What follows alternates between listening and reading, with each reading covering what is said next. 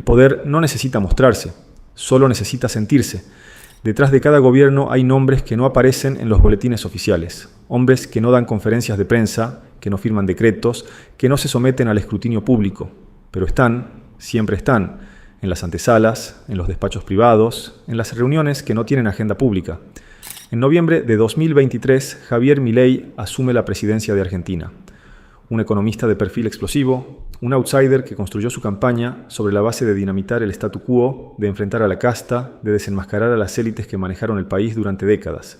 Milei llegó con una motosierra como símbolo, prometía cortar todo, prometía empezar de cero, pero el poder no se destruye, se transforma, se negocia, se hereda. Y a veces, quienes prometen combatir a las élites terminan sentados a la misma mesa, compartiendo el mismo menú, aprendiendo las mismas reglas. La pregunta no es si Milei cambió, la pregunta es quién lo presentó, quién abrió las puertas que antes estaban cerradas, quién tendió los puentes entre el candidato rebelde y los dueños del silencio. El nombre aparece una y otra vez en los registros, en las fotos, en las agendas que no se publican, aparece en las operaciones, en las decisiones que definen dónde se construye, quién financia, quién gana. Eduardo Elstein, uno de los hombres más poderosos que pocos argentinos conocen, empresario, presidente de IRSA, el gigante inmobiliario que controla gran parte del mercado de centros comerciales, oficinas y propiedades en el país, dueño de banco hipotecario a través de operaciones que pocos comprenden, dueño de edificios, dueño de tierras, dueño de silencios, pero también presidente del Consejo Directivo del Congreso Judío Latinoamericano, miembro destacado del World Jewish Congress, una de las organizaciones más influyentes del judaísmo global, figura clave en la relación entre Argentina, Israel y las grandes corporaciones internacionales, hombre de confianza de los fondos de inversión que operan en la región. Elstein no es un hombre de discursos, es un hombre de reuniones, no aparece en los diarios, pero aparece en los contratos, en las operaciones, en los directorios, en los movimientos financieros que mueven la aguja de la economía real, y aparece en la vida de Javier Milei mucho antes de que Milei fuera presidente, mucho antes de que la motosierra se convirtiera en símbolo de campaña. El vínculo entre ambos no es nuevo, no nació con la candidatura, viene de atrás, de reuniones discretas en oficinas de Puerto Madero, de conversaciones sobre economía, sobre negocios, sobre el futuro del país, cuando Milei necesitaba estructura partidaria, cuando necesitaba armado territorial, cuando los partidos tradicionales le cerraban la puerta, Elstein abrió puertas. Cuando necesitaba respaldo económico en un contexto donde los bancos tradicionales lo miraban con desconfianza, Elstein tendió puentes. Cuando necesitaba legitimidad internacional, cuando necesitaba ser recibido en Estados Unidos por figuras que no reciben a cualquiera, Elstein tomó el teléfono. Y el teléfono de Elstein, en ciertos círculos, no es un teléfono cualquiera. Conecta con otros teléfonos, con nombres en Nueva York, con despachos en Tel Aviv, con oficinas en Londres donde se manejan fondos millonarios y se definen alianzas estratégicas, con organizaciones judías internacionales que tienen representación en los 5 continentes. ¿Coincidencia? ¿O la entrada a un círculo que no se ve, pero se siente? Porque si hay algo que une a las élites globales no es la política partidaria, es el dinero. Y el dinero no tiene bandera, pero tiene nombres, tiene apellidos, tiene lugares de reunión, tiene sinagogas. Milei, que se definía como católico y que incluso tuvo gestos públicos hacia la Iglesia en sus primeras apariciones, comienza un progresivo y cada vez más profundo acercamiento al judaísmo. No es un gesto aislado, no es una foto de ocasión, es un proceso sostenido en el tiempo. Visita la tumba del rabino Menachem Mendel Schneerson en Nueva York, líder del movimiento Chabad Lubavitch, uno de los movimientos más influyentes dentro del judaísmo ortodoxo mundial. No es una visita protocolar. Pasa tiempo allí. Se lo ve conmovido. Habla públicamente de estudiar Torá. Anuncia su intención de convertirse formalmente al judaísmo. Se rodea de rabinos en actos oficiales y en uno de los gestos más simbólicos de su gestión, anuncia el traslado de la Embajada Argentina a Jerusalén. El mundo mira. Israel celebra oficialmente. La comunidad judía internacional aplaude. Argentina observa con una mezcla de perplejidad y preguntas. ¿Qué significa este giro?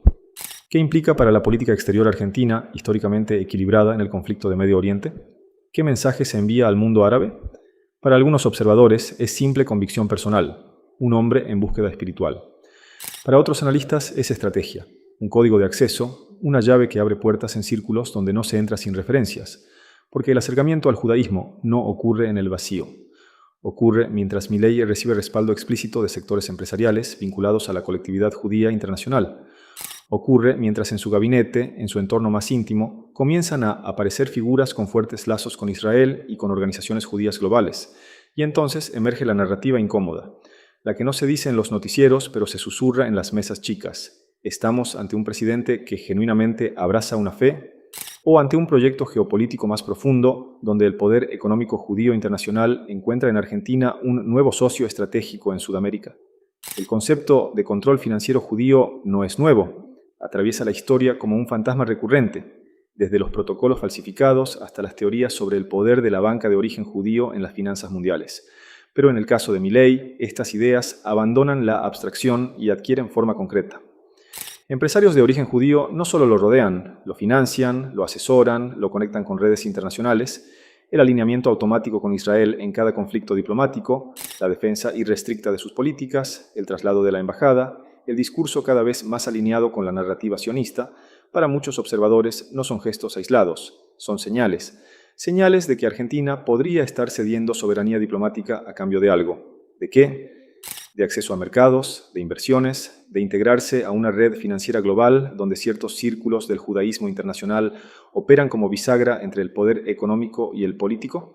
No hay una reunión secreta filmada, no hay un acta firmada en la oscuridad, pero hay sincronías, demasiadas sincronías, patrones que se repiten, nombres que se cruzan. Cuando Milei habla de libertad económica y de abrir mercados, sus discursos resuenan en Wall Street. Cuando besa la bandera de Israel, su imagen da la vuelta al mundo en canales conservadores pro-sionistas. Cuando se reúne con empresarios judíos en Nueva York, los contratos no tardan en llegar. ¿Es solo política internacional o es la integración a un proyecto mayor donde ciertos sectores del judaísmo global operan como facilitadores de una nueva arquitectura de poder en la región? Algunos analistas más audaces van más lejos. Plantean que el gobierno de Milei podría estar siendo influenciado por intereses de inteligencia israelí. No en el sentido burdo de agentes encubiertos, sino en la construcción de alianzas estratégicas, en la geopolítica del Medio Oriente proyectada sobre Sudamérica, en la cooperación en seguridad, en el intercambio de información sensible. Israel necesita aliados en un mundo cada vez más hostil. Argentina necesita inversiones desesperadamente. El Stain necesita estabilidad para sus negocios. Milei necesita poder, 4 necesidades en un mismo tablero. ¿Fue todo coincidencia? ¿Fueron gestos aislados de un hombre encontrando su fe? ¿O fue el inicio de algo más estructurado?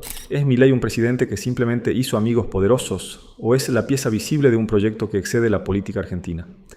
Cuando el poder económico, la fe y la política se entrelazan de esta manera, cuando los nombres se repiten y las decisiones se alinean, ya no hay gestos inocentes.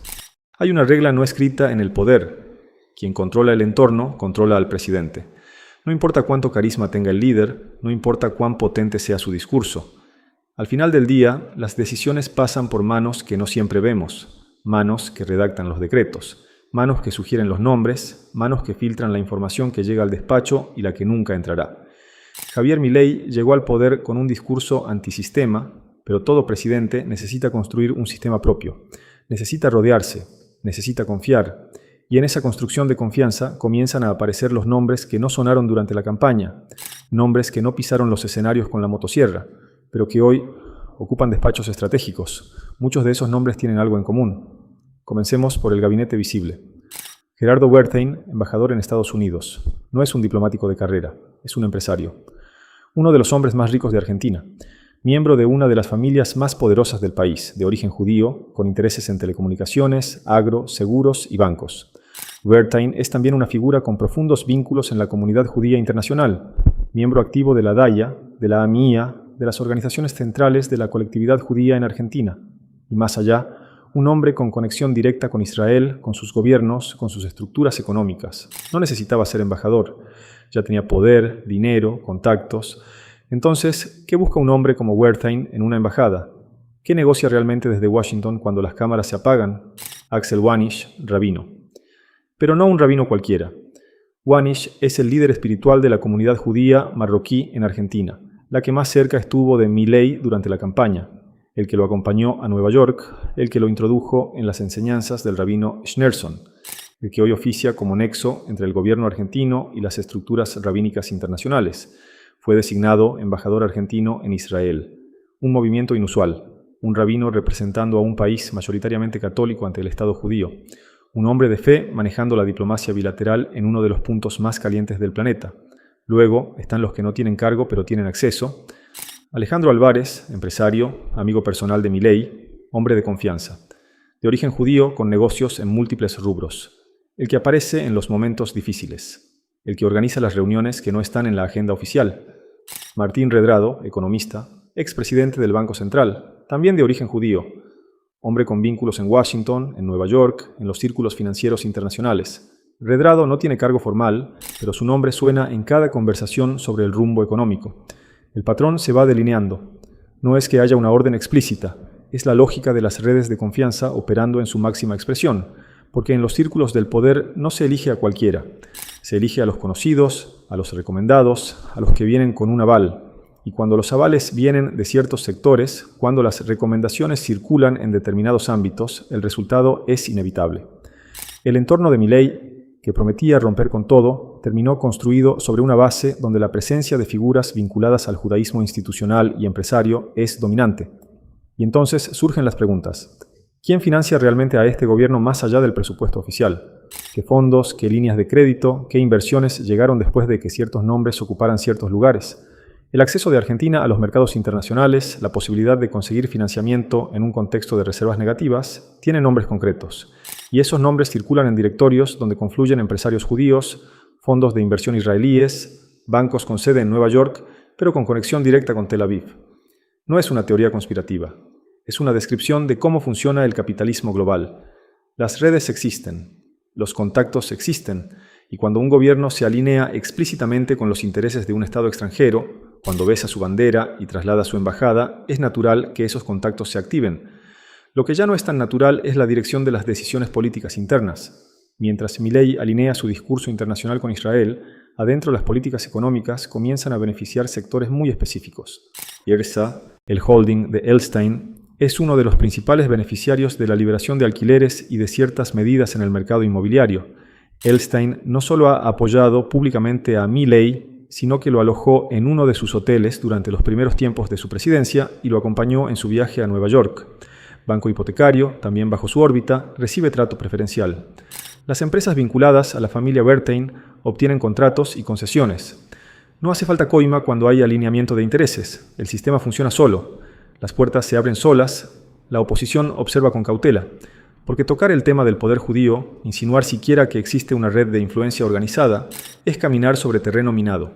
Acusaciones de antisemitismo caen sobre cualquiera que se atreva a formular la pregunta. El tabú social, la corrección política, impiden que la discusión ocurra. Una cosa es el odio irracional hacia una religión. Otra muy distinta es preguntarse legítimamente, ¿cómo opera el poder organizado de una comunidad que tiene intereses económicos globales, que tiene un Estado nacional respaldándola y que hoy tiene acceso directo al presidente? Esa pregunta no es antisemita, es política. El 14 de abril de 2024 ocurrió un hecho sin precedentes. Milei convocó al embajador de Israel, Eyal Sela, a participar de una reunión de gabinete en la Casa Rosada. Nunca antes un representante extranjero había sido invitado a una reunión del gabinete argentino. Diplomáticos de carrera lo calificaron como una decisión sin antecedentes y desconcertante para el interés nacional. Abandonar la tradición de neutralidad argentina ante conflictos internacionales generó ruido, pero la decisión estaba tomada. El alineamiento es total, en cada conflicto, en cada votación en Naciones Unidas, en cada declaración pública. Milei declaró a Hamás como organización terrorista.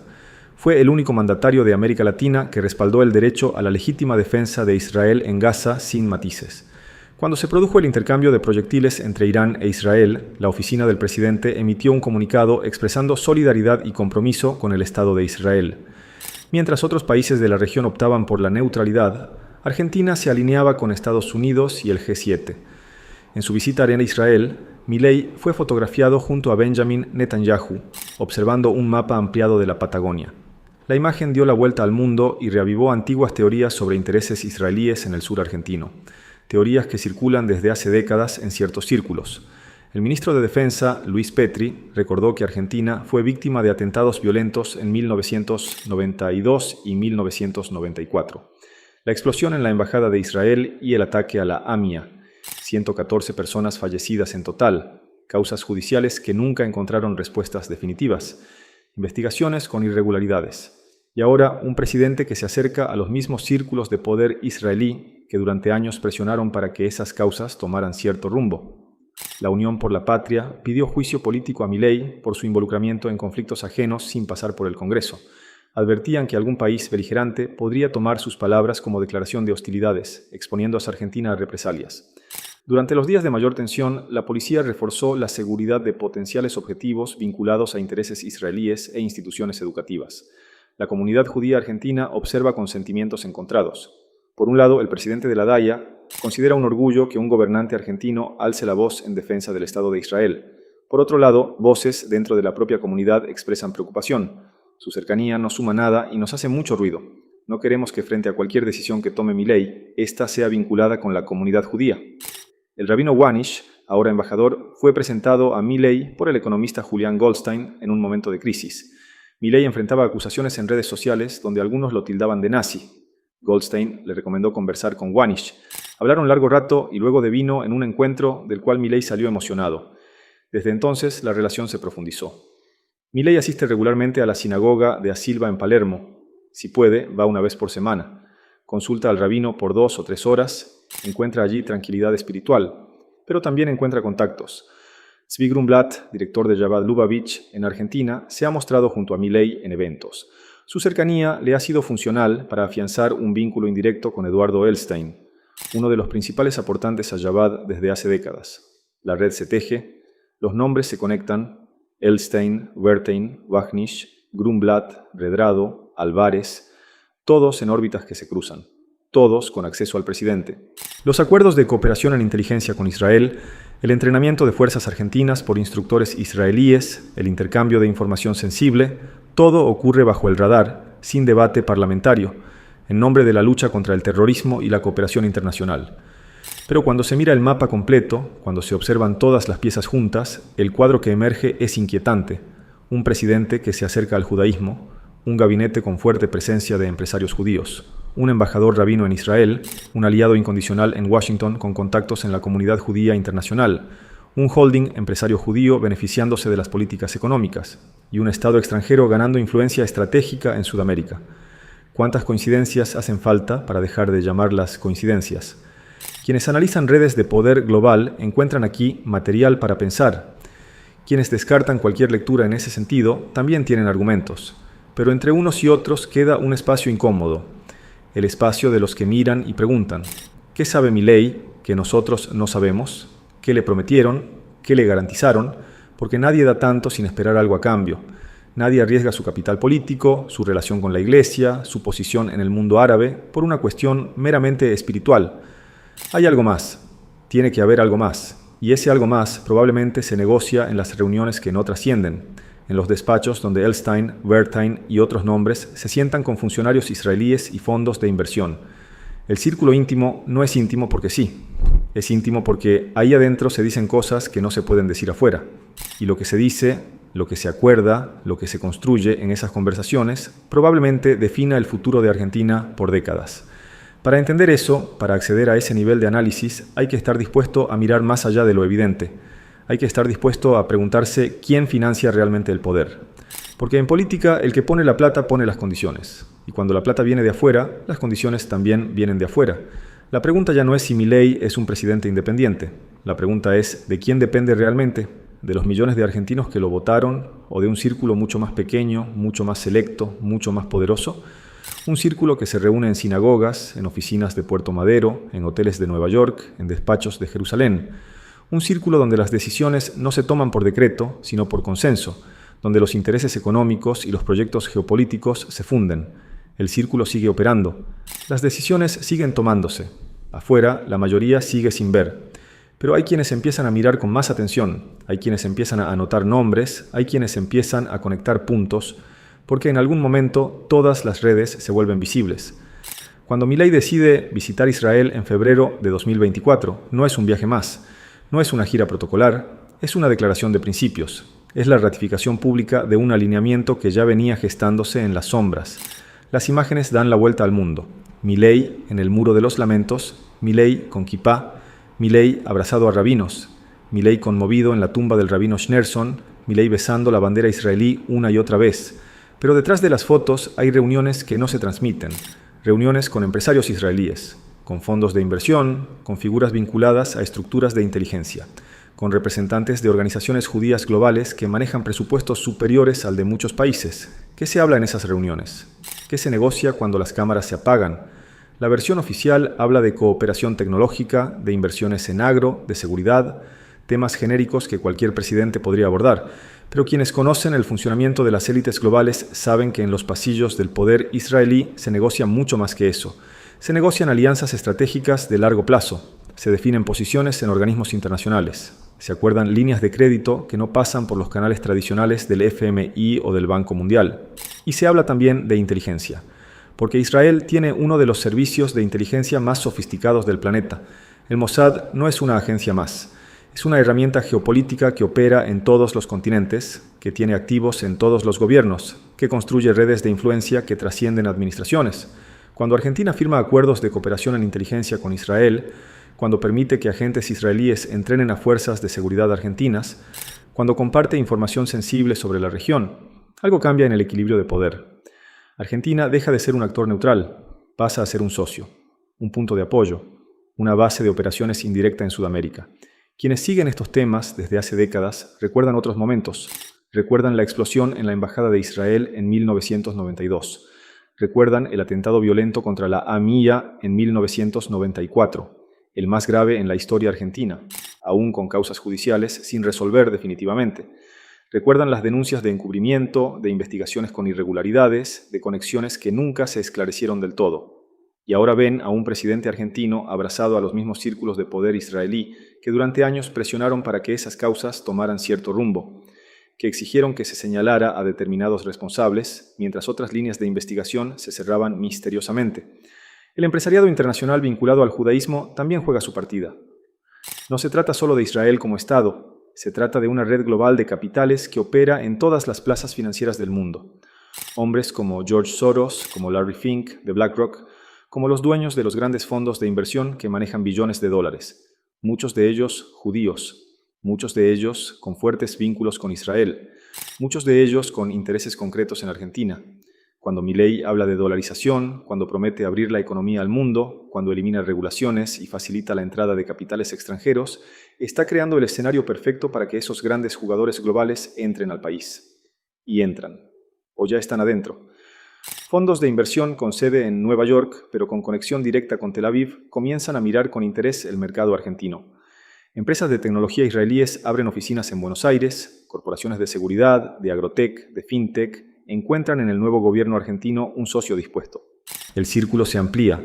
Lo que empezó con Elstein, sigue con Bertain, continúa con los rabinos y ahora desemboca en las grandes corporaciones globales de origen judío. Y en el medio, una pregunta incómoda. ¿Dónde termina el negocio y dónde empieza el proyecto geopolítico? Porque cuando los mismos nombres aparecen en los directorios de empresas, en las fundaciones pro-Israel, en los consejos asesores de gobiernos, en las organizaciones judías internacionales, la línea se desdibuja por completo. No hay maletín negro, no hay coima, no hay delito. Hay algo mucho más efectivo, comunidad de intereses, gente que se conoce, que confía entre sí, que habla el mismo idioma, que comparte la misma visión del mundo. Y esa gente hoy tiene acceso directo al presidente de Argentina. Las implicancias geopolíticas son enormes. Argentina rompe relaciones históricas con el mundo árabe. Países como Irán, como Siria, como Líbano, miran con preocupación este alineamiento. Las exportaciones argentinas a mercados musulmanes comienzan a complicarse. Las presiones en organismos internacionales aumentan. Pero a Milei parece no importarle. Su brújula ya no apunta al norte geográfico, apunta a Jerusalén. Y mientras tanto, en la región, otros gobiernos observan con atención.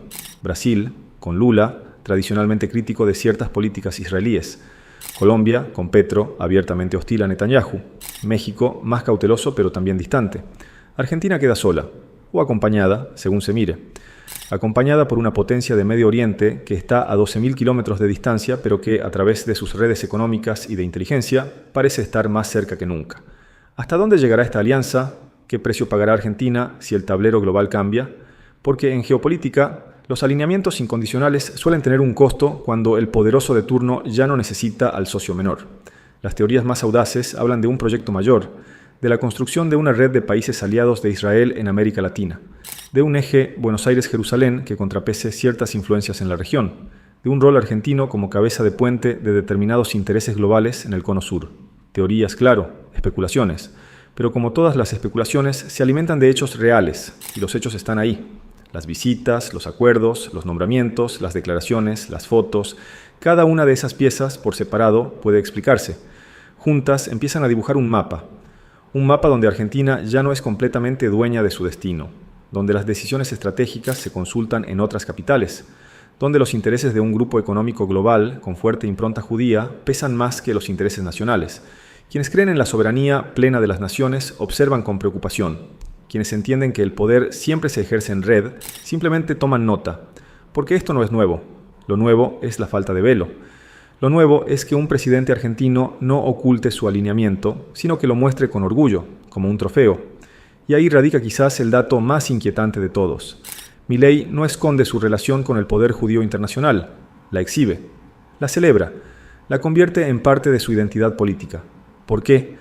¿Qué seguridad tiene de que esta alianza le garantiza impunidad, sostenibilidad, protección? ¿Qué le prometieron a cambio de su entrega? Las respuestas, si existen, están en las reuniones que no trascienden, en los pactos que no se firman, en los acuerdos que no dejan rastro documental. Pero hay quienes buscan, hay quienes investigan, hay quienes conectan puntos que otros prefieren ignorar. Y en algún momento el cuadro completo empieza a revelarse, porque en política los secretos tienen fecha de vencimiento. Las lealtades se pagan, los favores se cobran, y cuando llegue ese momento, los argentinos podrán ver con claridad quién estuvo realmente gobernando, si un presidente elegido por el voto popular o las manos detrás del poder. Las manos que nunca vemos, pero siempre están, las manos que mueven los hilos mientras nosotros miramos el espectáculo. Hemos recorrido juntos este mapa de nombres, reuniones y sincronías. No buscamos imponer verdades, sino abrir preguntas. Las manos detrás del poder existen. Siempre existieron. La diferencia está en cuánto permitimos que operen sin ser vistas. Usted tiene derecho a dudar, a investigar, a preguntarse, porque la pregunta final no es si existen manos detrás del poder. La pregunta es quién elige mirarlas. Nosotros elegimos mirar. Gracias por acompañarnos.